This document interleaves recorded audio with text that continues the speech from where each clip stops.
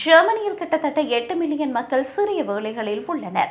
இதில் பெரும்பாலானவர்கள் பெண்களாக இருக்கின்றனர்.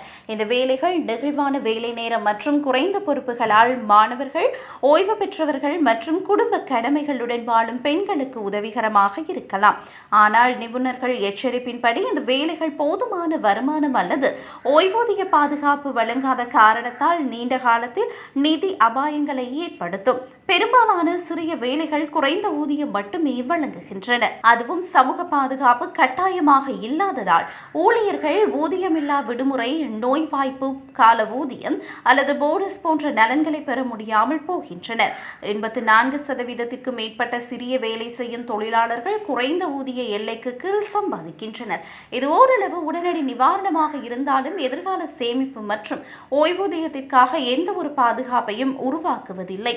இயல்பாகவே இந்த வேலைகளில் அதிகமுள்ள பெண்கள் அவர்களது வாழ்க்கை துணையின் வருமானத்தை பெரிதும் நம்பியிருக்க நேரிடுகிறது. எனவே விவாகரத்து, தனிமை அல்லது துணைவியின் மரணம் போன்ற சூழ்நிலைகளில் அவர்களுக்கு வறுமையில் சிக்கும் அபாயம் கடுமையாக உள்ளது.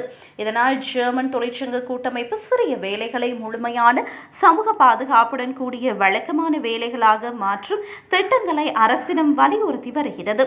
சிறிய வேலைகள் தற்காலிக உதவிக்கு உதவலாம் என்றாலும் நீண்ட காலத்தில் அவை அதிக வறுமையை உருவாக்குகின்றன என்பது அதிர்ச்சியான உண்மை.